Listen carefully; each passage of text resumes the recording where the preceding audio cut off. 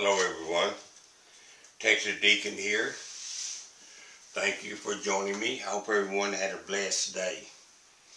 And you can probably tell in my voice I still got the flu. This is my third bout with it this winter. Doctor's got me on some medication he thinks is going to help. Be in prayer for me and others that might have it also. It's been a very bad winter on flu. The title of today's lesson is School Safety. And the scripture reading is Proverbs 22:6.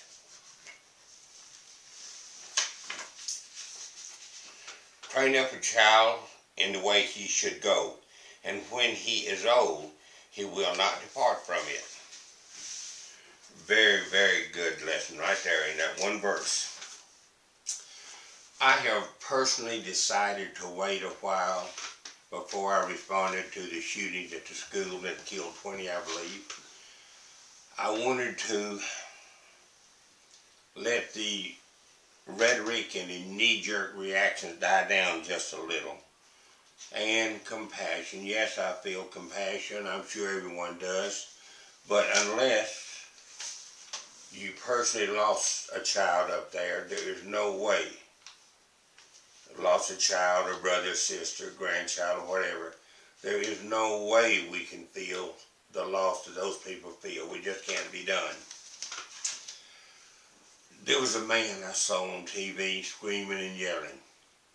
We need a police force at every school in the country, no matter what the cost. We cannot afford that. There is not that much out there.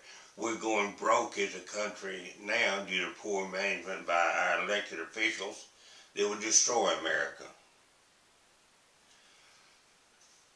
I do not have an answer for you how to solve this problem. I really don't. I do know what the problem is, though. Over the years, they have taken God, Jesus, the Bible, teachings of moral values out of our schools.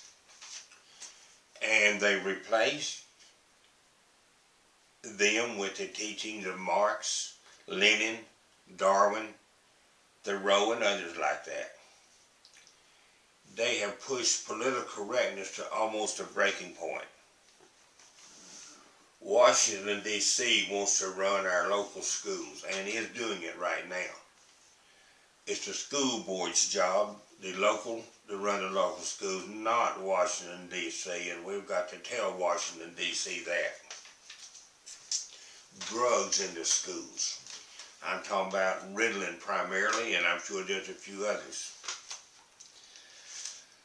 I've only had one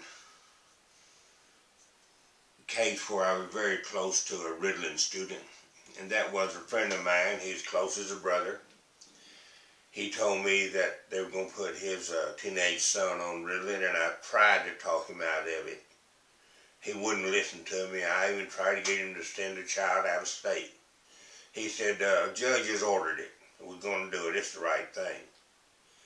6 weeks later, he gets in the judge's face and tells the judge there will be no more Ritalin given to his son. What they did, they took a little overactive child and changed him into nothing but a zombie. He just sat and stared blank all day long. And if I understand it correctly, once a child is put on Ritalin, I believe it marks them for life, because it does damage to you. I'm not going to be so naive as to say that we can change the direction our school systems are going in general. I am going to say that there are a few good schools out there, and that we can try to hold on to them as long as we can. And we can change our schools a little, but to do a 180 and go back to what it used to be, no. If you have a good school in your town, protect it. Private religious-based schools and homeschooling seems to be the best answer that I can find out there. And also, too, it, from what I understand, religious based definitely have better grades than do public schools, and also children that are tutored at home, I understand, have a little higher IQ than the ones that are taught in our public schools. No matter what some people try to say, we are still a Christian nation, at least for now anyway, and I would like to keep it that way, and I'm sure you would too, unless you're not Christian. At least you'd like to keep it with Christian-based principles. I know that, no matter what religion you are. Let's put Jesus and his teaching back into our schools. Encourage all parents to take an active role in every aspect of their child's education.